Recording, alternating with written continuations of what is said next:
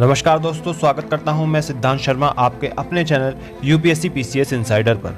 आज जो हम बात करने वाले हैं वो बहुत ही नॉलेजेबल वीडियो होगी। जैसे कि आपने सुना होगा कि कितनी सारी रैंक अलोकेट हुई, क्या सभी को आईएएस मिल पाता है, किन लोगों को आईपीएस मिलता है, किन लोगों को आईएफएस मिलता है, कोई आईआरएस मिलता है, और ये कैटेगरी वाइज कैसे होता है। फॉर एग्जाम्पल जनरल कैटेगरी में किस रैंक तक आपको लाना पड़ेगा आईएएस के लिए, आपको एससी एसटी जो है उसमें कितनी रैंक तक मिल सकता है, साथ ही साथ जो ओबीसी है उसके बारे में भी हम चर्चा करेंगे। और एक नई कैटेगरी इंट्रोड्यूस हुई है, अगर आपको नहीं पता, वो है ईडब्ल्यूएस। ठीक है, इसके बारे में भी मैं साथ में चर्चा करूंगा, क्योंकि अगर आप जनरल कैटेगरी में और ईडब्ल्यूएस कैटेगरी में फॉल करते हैं तो आपके लिए 10% सीट्स रिजर्व हैं।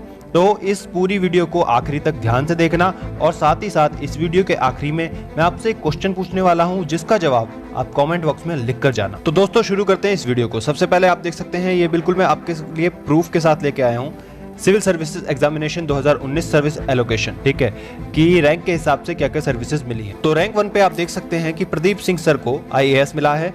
रैंक 2 पर जतिन किशोर जी को भी आईएएस मिला है। प्रतिभा वर्मा मैम, ठीक है, यहाँ पर ध्यान दीजिए, ओबीसी कैटेगरी शुरू हो गई है, उनको भी आईएएस मिल चुका है।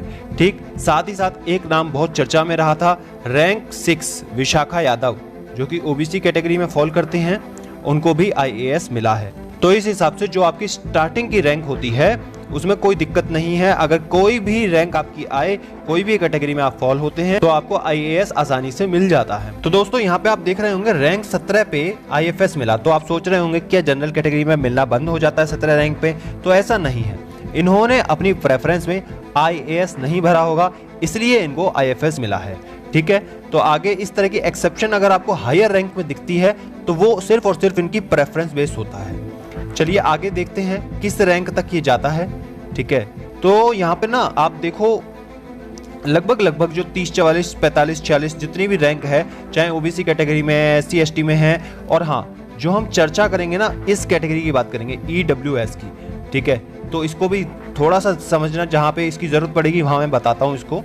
तो अभी जो है आपकी जो रैंक है, ठीक, वो आपकी लगभग, तो दोस्तों यहाँ पर ध्यान देना पड़ेगा, अगर आपको आईएएस चाहिए तो लगभग 70 से 75 रैंक तक आपको चाहिए, क्योंकि यहाँ पर जो लास्ट रैंक आपको मिली है, जहाँ पर आईएएस मिला है जनरल कैटेगरी में, वो है आपका 77 रैंक। ठीक है, तो 77 रैंक पर आपको आईएएस मिल गया है, और 78 रैंक मतलब एक रैंक कम होते ही यहाँ पे आईपीएस मिला है। तो इस चीज को ध्यान से देखिए कि अगर आपको जनरल कैटेगरी के लिए टारगेट बना रहे हो तो आपको 70 से 75 तक का टारगेट बनाना चाहिए। अब देखिए यहाँ से आप ध्यान से देखोगे तो आपको समझ आएगा कि जो है जनरल कैटेगरी में आईपीएस स्टार्ट हो चुका है, लेकिन ओबीसी कैटेगरी में अभी भी आईएएस मिल रहा है। तो इसको और देखते हैं। साथ ही अभी ना एक नाम और आएगा जिसका बहुत ज्यादा चर्चा थी, जिसके आपने सभी ने सुना था कि मिस इंडिया फाइनलिस्ट रैंक 93। सभी ने बोला था कि भाई यूपीएससी क्लियर हो चुका है, आईएएस। तो क्या सच में इनको आईएएस मिला? जी नहीं, ऐसा नहीं है। हम देखते हैं रैंक 93 ऐश्वर्या शेरॉन मैम को आईएफएस मिला है। ठीक है, तो आईएफएस, क्योंकि इन्होंने आईएएस मिलना आपको रैंक 77 तक बंद हो गया था, तो इनकी जो सेकंड प्रेफरेंस थी वो आईएफएस रही होगी, तो इनको आईएफएस मिल चुका है। तो दोस्तों इस चीज का ध्यान रखें कि जो हमारी स्टार्टिंग के रिजल्ट्स आते हैं उस पर हम डिसाइड नहीं कर सकते। अगर आपको डिसाइड करना है तो जनरल कैटेगरी में आपको 70 से 75 तक की रैंक लानी ही पड़ेगी। अभी आप ओबीसी कैटेगरी में देख सकते हैं। और हाँ, अभी मैं ना थोड़ी सी चर्चा एक और कैटेगरी की बात करता हूँ जो कि बहुत जबरदस्त कैटेगरी है। आप देखोगे ना आखिरी में तो आप देखोगे कि इसका कितना ज्यादा फायदा हो रहा है। ईडब्ल्यूएस, यह है इकोनॉमिकली वीकर सेक्शंस। ये जनरल कैटेगरी में अगर आपकी सालाना इनकम 1 लाख रुपए से कम है तो आप ईडब्ल्यूएस कैटेगरी में फॉल कर सकते हैं, और इसके लिए 10% सीट्स एलोकेट होती हैं। फॉर एग्जांपल, अगर 100 आईएएस की वैकेंसीज हैं तो उसमें हमको 10 आईएएस की वैकेंसी इकोनॉमिकली वीकर सेक्शन से भरनी पड़ती है। तो इस चीज का ध्यान रखें, अगर आपका 1 लाख रुपए से कम की इनकम है सालाना तो आप इस चीज के लिए अप्लाई कर सकते हैं। चलिए आगे बात करते हैं। तो आई थिंक ये कैटेगरी आप समझ गए होंगे। अब हम ध्यान देते हैं कि ना आईएएस ओबीसी कैटेगरी में कौन सी रैंक तक मिल रहा है। तो यहाँ पर आप देख रहे हो जैसे कि जनरल कैटेगरी में आईपीएस मिल रहा है, और ईडब्ल्यूएस में अभी भी आईएएस मिल रहा है, और ओबीसी में भी आईएएस मिल रहा है। आगे देखते हैं कहां तक ये जाता है। ठीक, तो इस चीज को ना बहुत ध्यान रखना है, क्योंकि देखो टारगेट तो बनाना पड़ता है आपको कि टारगेट किस हिसाब से है, क्या है, कैसे है। तो दोस्तों यहाँ पर ध्यान देना है कि आपको 215 रैंक तक आईपीएस मिल रहा है, लेकिन 216 रैंक लगते ही आपको आईआरएस मिलना चालू हो गया। मतलब अगर आप आईपीएस का टारगेट बना रहे हैं तो अंडर 200 रैंक आपको लानी पड़ेगी if you are following in general category. तो यहाँ पे आपको ये चीज भी समझ में आ गई होगी। ये बहुत ही इंपॉर्टेंट वीडियो है, आखिरी तक देखिए इस चीज को, ठीक है। इसके बाद आईआरएस मिल रहा है जनरल कैटेगरी में। बाकी अब जो है नीचे की जो रैंक्स, नीचे की जो सर्विसेज हैं वो सारी सारी मिल रही हैं, लेकिन ओबीसी में अभी भी आईएएस मिल रहा है। लेट्स सी कि कहां तक मिलता है। थोड़ा सा हम इसको फास्ट करते हैं। तो यहाँ पे आप देख पा रहे हैं कि लगभग ओबीसी एससी कैटेगरी में, देखिए एससी कैटेगरी में भी आपको दिखना चालू हो गया होगा, आईएएस मिलना चालू हो गया है। तो दोस्तों यहाँ पर आप ध्यान दीजिए कि आपको 330 रैंक पर भी ओबीसी कैटेगरी में आईपीएस मिल रहा है। अभी आपको आईपीएस जो है अगर ओबीसी में देखोगे तो अभी भी आपको आईपीएस आराम से मिल रहा है। तो देखते हैं ये कहाँ तक चलता है। जैसे कि आप जैसे टारगेट तो बनाते, देखिए पढ़ते तो सभी हैं, लेकिन अगर थोड़ा सा टारगेट बना के रखते हैं कि हमको पता चल जाए कि कहाँ तक आपको मिल सकता है, तो थोड़ा सा आसान हो जाता है। इसलिए इस वीडियो का मकसद यही है कि आपको बता सके। देखिए अगर आप देखेंगे तो ओबीसी कैटेगरी में अभी भी आईपीएस मिल रहा है, लेकिन एसटी कैटेगरी में आपको आईएएस मिल जाता है। तो अभी आप देख सकते हैं, देखिए ये ना इनकी प्रेफरेंस है, ऐसा नहीं है कि इनको यहाँ पे मिलना बंद हो गया, नहीं, अभी भी ओबीसी कैटेगरी में आपको मिल रहा है। तो इस चीज़ का ध्यान रखें। और ईडब्ल्यूएस कैटेगरी में 397 रैंक तक, देखिए ध्यान से देखिए, ईडब्ल्यूएस कैटेगरी में अगर आप 397 रैंक भी हैं तो आईएएस मिल सकता है। तो अगर आपका सालाना इनकम 1 लाख रुपए से कम है, जनरल कैटेगरी में है, तो ईडब्ल्यूएस के लिए आप ट्राई कर सकते हैं।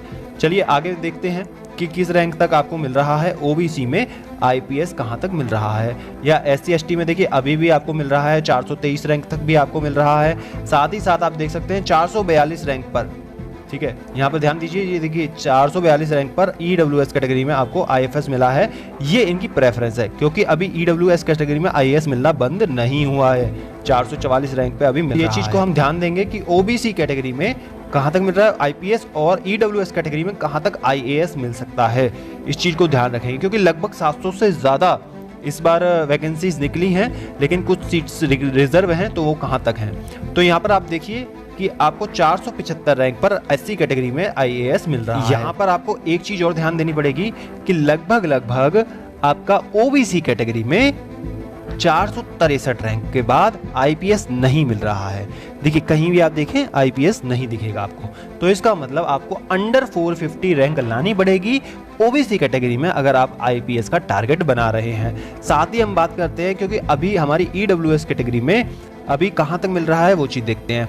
देखिए ईडब्ल्यूएस कैटेगरी में भी अब आईएएस मिलना बंद हो गया है, 478 रैंक पर आपको आईपीएस आ रहा है। मतलब लगभग ओबीसी कैटेगरी में अगर आपको चाहिए आईपीएस तो 450 रैंक, और ईडब्ल्यूएस कैटेगरी में 450 का अगर हम टारगेट बनाते हैं तो आईएएस मिल जाएगा, और आईपीएस उससे आगे फिर आईपीएस वगैरह मिलना चालू हो जाता है। चलिए देखते हैं आगे और क्या है। ईडब्ल्यूएस कैटेगरी में आईपीएस ही है, लेकिन हाँ अभी भी एससी एसटी कैटेगरी में भाई साहब अभी भी आपको आईएएस ही मिल रहा है। तो इस चीज का खास ख्याल रखें, अगर एससी एसटी से हैं तो आपको थोड़ा इस चीज का फायदा होगा, ठीक है। तो अभी भी 500 रैंक तक आपको मिल रहा है। अगर हम बात करें एससी कैटेगरी में, आपको अगर 500 से प्लस रैंक आ रही है तो आईपीएस मिलता है। ये देखिए ध्यान से, तो अगर आप एससी एसटी कैटेगरी में हैं तो अगर आपको आईएएस चाहिए तो आपको लगभग 500 से ज्यादा रैंक लानी पड़ेगी। यहाँ पर एक नाम की और चर्चा थी जो हम देख लेते हैं, बहुत ज़्यादा चर्चा थी पूरे यूट्यूब पर, सारा उन्होंने उनका कवर भी किया हुआ था कि उनके अटेम्प्ट कैसे थे, क्या था। सुनीता मीना मैम के बारे में था कि ये एसटी कैटेगरी में हैं और इनकी 647 रैंक है, और इनको क्या मिला है, देखिए आईआरएस। तो दोस्तों जैसा कि जब हमारा रिजल्ट आता है, जब बहुत सारी बातें कही जाती हैं, लेकिन ऐसा होता नहीं है कि उसमें जो बोला जाए वही सच। ये जो अभी आप देख रहे हैं ये बिल्कुल प्रूफ के साथ दिख रहे हैं। इसमें अगर जो चीज़ दिख रही है, जो बताई जा रही है, वो पूरी तरह पक्का है। तो यहाँ पर आप देख सकते हैं कि अभी आपको कितने सारे लगभग 780 रैंक तक, है ना, देख रहे हैं कि 780, 786, 791 ये रैंक तक आपको क्या क्या सर्विसेज मिल रही हैं। एससी एसटी जो नीचे की सर्विसेज हैं वो आपको मिलना चालू हो जाता है। तो यहाँ पर आपको 713 वैकेंसीज इस बार निकली थी, और यहाँ पर 823 रैंक तक चीज़ें सारी अलॉट हुई हैं। ये जनरल कैटेगरी में IRS मिल गया है, लेकिन इनको एक सब कैटेगरी लग रही है फिजिकली हैंडीकैप की। तो ये चीज़ का ध्यान रखें कि एक और सब कैटेगरी, ये सब कैटेगरी होती है फ्रीडम फाइटर या एक्स सर्विसमैन की भी लग जाती है, तो उसमें भी आपको फ़ायदा हो जाता है। तो दोस्तों कुल मिला के मैंने आपके सामने ये पूरा का पूरा चित्रण रख दिया है। तो दोस्तों यहाँ पे हम थोड़ा सा ओवरव्यू कर लेते हैं। अगर आपको IAS चाहिए जनरल कैटेगरी में तो आपको लगभग 70 के अंदर रैंक लानी पड़ेगी। इसी तरह से अगर आपको OBC कैटेगरी में IAS चाहिए तो आपको लगभग 300 रैंक के अंदर रैंक लानी पड़ेगी। इसी तरह से अगर SC ST कैटेगरी में आप हैं तो आप लगभग मान के चलिए कि 500 तक रैंक लानी पड़ेगी, और EWS कैटेगरी में लगभग आपको 450 रैंक तक आपको रैंक लानी पड़ेगी। तो ये थोड़ा सा ओवरव्यू मैंने दे दिया था, क्योंकि बहुत लोगों का डाउट था कितनी रैंक तक हम लाएंगे और क्या थे। तो दोस्तों अब हम बात कर लेते हैं आज के सवाल की, जिसका जवाब आपको कमेंट बॉक्स में लिखना है।